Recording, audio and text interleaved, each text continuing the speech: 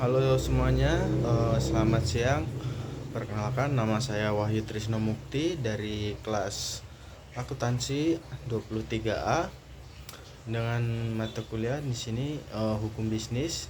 Jadi pada kesempatan kali ini saya akan mempresentasikan mengenai mengenal hukum dan hukum bisnis. Jadi apa sih itu hukum? Jadi hukum itu adalah seperangkat aturan dan norma yang dibuat secara resmi oleh lembaga yang berwenang dengan tujuan untuk mengatur tingkah laku manusia dalam kehidupan dan bermasyarakat. Nah, jadi aturan ini bersifat mengikat dan memiliki sanksi bagi siapa saja yang melanggarnya. Hukum memiliki beberapa fungsi utama, antara lain yang pertama itu ada menjaga ketertiban dan keteraturan sosial. Yang kedua ada mewujudkan keadilan bagi seluruh lapisan masyarakat. Yang ketiga ada memberikan kepastian hukum dalam setiap aspek kehidupan. Dan yang terakhir untuk melindungi hak dan kewajiban setiap individu. Hukum bisnis ini adalah pilar dunia usaha. Jadi hukum bisnis adalah cabang hukum yang khusus untuk mengatur hubungan antara interaksi dan pihak-pihak yang terlibat dalam aktivitas ekonomi. Nah, peran utama hukum bisnis adalah untuk menciptakan kerangka kerja yang adil, transparan, dan berkelanjutan bagi semua pihak yang terlibat di dalam dunia usaha. Nah, ini sendiri mencakup yang pertama itu ada menyediakan landasan hukum bagi operasional sebuah bisnis. Yang kedua ada melindungi hak dan kepentingan pelaku usaha serta konsumen. Yang ketiga ada mendorong pertumbuhan ekonomi yang sehat dan kompetitif. Dan yang terakhir untuk menyelesaikan sengketa bisnis secara efektif. Selanjutnya sejarah dan perkembangan hukum bisnis di Indonesia. Perkembangan hukum bisnis di Indonesia ini memiliki akar yang dalam. Nah, ini tuh berawal dari pengaruh hukum dagang kolonial Belanda yang diwarisi melalui Kitab Undang-Undang Dagang KUHD. Nah, setelah kemerdekaan, hukum ini tuh terus beradaptasi. Nah, dengan seiring dinamika ekonomi nasional dan globalisasi, hukum bisnis di Indonesia ini terus berkembang. Ini ditandai dengan lahirnya berbagai undang-undang baru yang relevan dengan kebutuhan bisnis modern. Seperti yang pertama tuh ada Undang-Undang Nomor 40 Tahun 2007 tentang perseroan terbatas. Selanjutnya ada Undang-Undang Nomor 8 Tahun 1995 tentang pasar modal. Dan yang terakhir ada Undang-Undang Nomor 5 Tahun 1999 tentang larangan praktik monopoli dan persaingan usaha yang tidak sehat. Selanjutnya ada jenis-jenis hukum bisnis. Jadi hukum bisnis ini mencakup berbagai bidang yang esensial untuk kelancaran dan keadilan dalam dunia usaha. Memahami jenis-jenis hukum ini adalah kunci bagi setiap pelaku bisnis. Yang pertama ada hukum perusahaan. Jadi ini tuh mengatur tentang pendirian, operasional, dan perubahan status hingga pembubaran badan usaha seperti perseroan terbatas dan lainnya. Ini juga mencakup hak dan kewajiban pemegang saham, direksi, dan dewan komisaris. Yang kedua ada hukum kontrak. Jadi hukum kontrak ini adalah membahas mengenai syarat sahnya suatu perjanjian, hak dan kewajiban para pihak, serta konsekuensi hukum jika terjadi wan prestasi atau pelanggaran kontrak dalam transaksi sebuah bisnis. Yang ketiga ada hukum perlindungan konsumen. Jadi ini tuh bertujuan untuk melindungi hak-hak konsumen dari praktik bisnis yang merugikan ataupun tidak adil, seperti penipuan, produk cacat, ataupun iklan yang menyesatkan. Ini juga dapat menjamin hak konsumen untuk mendapatkan informasi secara benar. Yang keempat ada hukum persaingan usaha. Jadi untuk mencegah praktik monopoli dan persaingan tidak sehat yang dapat merugikan konsumen dan pelaku usaha lainnya, demi menciptakan iklim bisnis yang kompetitif dan secara efisien. Selanjutnya ada organisasi perusahaan dan tanggung jawab hukum. Nah, di dalam sebuah perusahaan memiliki struktur organisasi yang jelas yang diatur oleh hukum. Untuk memastikan tata kelola yang baik, struktur umum meliputi seperti yang pertama RUPS, rapat umum pemegang saham. Jadi kekuasaan tertinggi yang menetapkan kebijakan strategis dan memilih direksi serta dewan komisaris. Yang kedua ada direksi. Nah, direksi ini bertanggung jawab atas pengelolaan operasional perusahaan sehari-hari. Dan yang terakhir ada dewan komisaris. Nah, dewan komisaris ini bertugas untuk melakukan pengawasan terhadap kebijakan direksi dan memberikan nasihat kepada direksi. Selain itu, hukum bisnis juga menekankan pada tanggung jawab sosial perusahaan (CSR). Perusahaan tidak hanya berkewajiban mencari keuntungan tetapi juga berkontribusi positif kepada masyarakat dan lingkungan. Contohnya itu Undang-Undang Perseroan Terbatas mewajibkan sebuah perusahaan bergerak di bidang sumber daya alam untuk melaksanakan dan melaporkan kegiatan CSR-nya.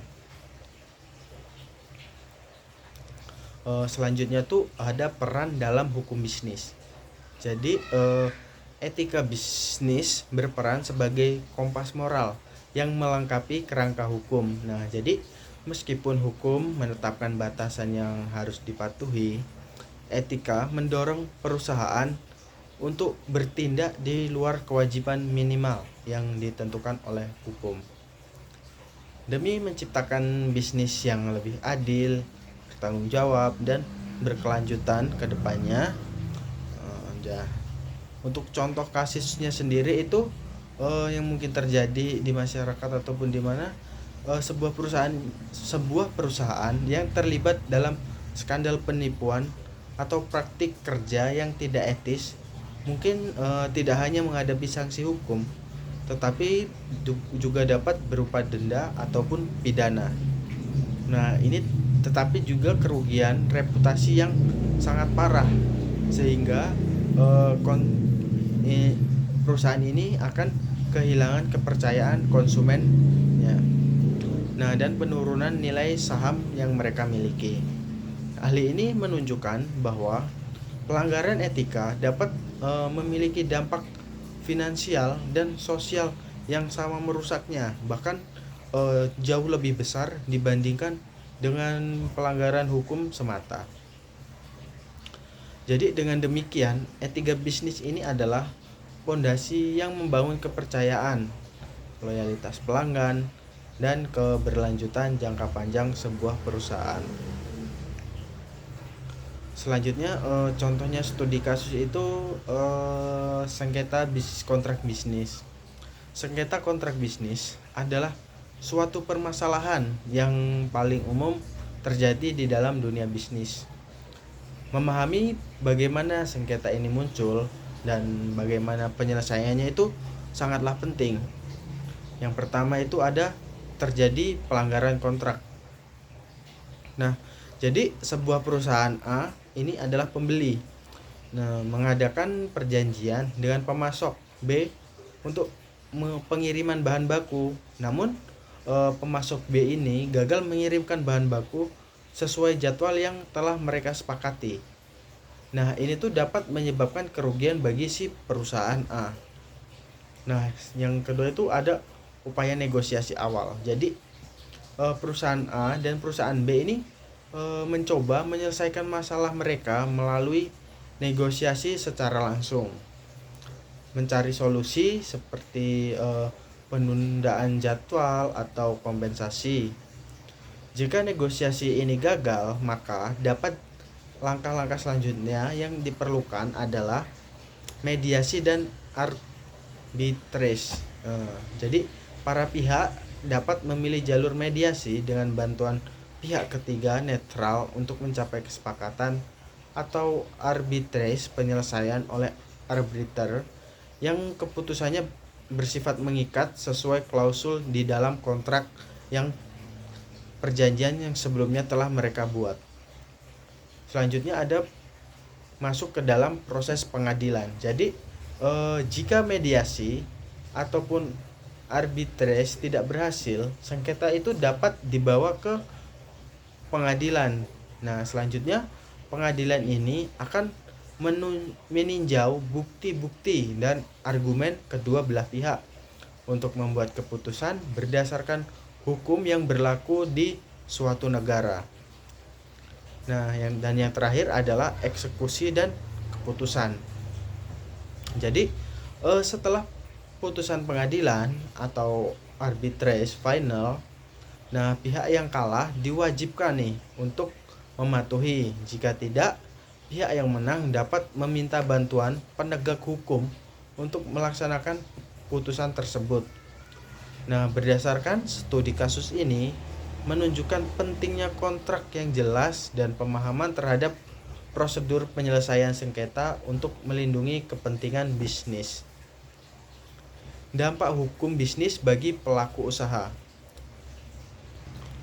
Penerapan dan pemahaman hukum bisnis memiliki dampak yang sangat signifikan dan multifaset bagi setiap pelaku usaha, baik skala kecil maupun skala besar. Nah, yang pertama itu memberikan ketidakpastian hukum dan perlindungan. Hukum bisnis ini menciptakan lingkungan yang stabil dengan aturan main yang sangat jelas. Ini memberikan perlindungan hukum bagi hak-hak pelaku usaha, termasuk hak kekayaan intelektual, kepemilikan aset, dan validitas perjanjian kontrak. Nah, dengan kepastian ini, bisnis ini dapat beroperasi tanpa rasa khawatir yang sangat berlebihan. Nah, selanjutnya ada mendorong iklim bisnis yang sehat dan kompetitif. Dalam aturan persaingan usaha yang adil, mencegah monopoli dan praktik-praktik yang dapat merugikan pihak yang lain.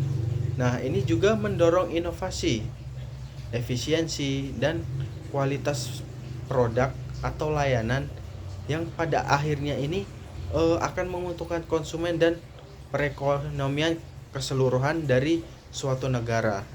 Nah, dan akan meningkatkan profitabilitas dari sebuah perusahaan. Dan yang terakhir ada mencegah resiko hukum yang merugikan perusahaan. Nah, jadi dengan memahami dan mematuhi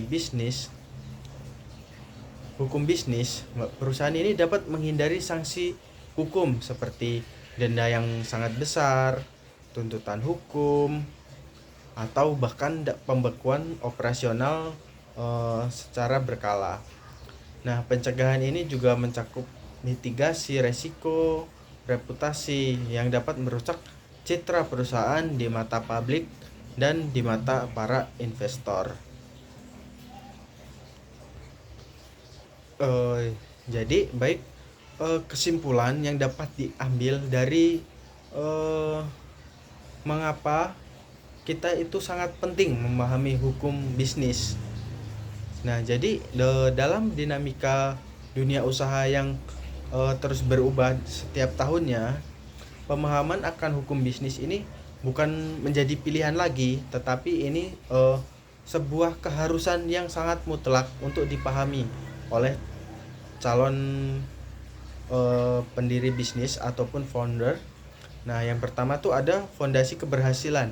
Jadi hukum bisnis adalah pilar utama yang menopang setiap aspek operasional dan pertumbuhan sebuah usaha, memastikan keberlanjutan dan stabilitasnya di pasar. Yang kedua ada menghindari konflik dan maksimalkan peluang. Nah, dengan memahami hukum, pelaku usaha ini dapat secara proaktif menghindari potensi konflik dan sengketa yang sangat merugikan. Nah, sekaligus mengidentifikasi dan memanfaatkan peluang bisnis yang sesuai dengan regulasi yang ada. Nah, dan yang terakhir mitra strategis. Nah, ini tuh jangan melihat hukum sebagai penghalang, tetapi melainkan sebagai mitra yang sangat strategis. Kepatuhan hukum dan etika ini membangun reputasi yang kuat, meningkatkan kepercayaan investor, dan membuka pintu bagi kemitraan baru yang mungkin akan bergabung. Nah, maka jadikan pengetahuan hukum ini sebagai keunggulan yang kompetitif, membimbing kita dalam membangun bisnis yang tidak hanya sukses secara finansial, tetapi juga bertanggung jawab dan dihormati di dunia bisnis modern. Mungkin materi yang dapat saya sampaikan mengenai hukum dan hukum bisnis. Cukup sampai di sini. Bila ada kesalahan dalam salah kata dalam pengucapan, saya mohon maaf. Saya ucapkan terima kasih.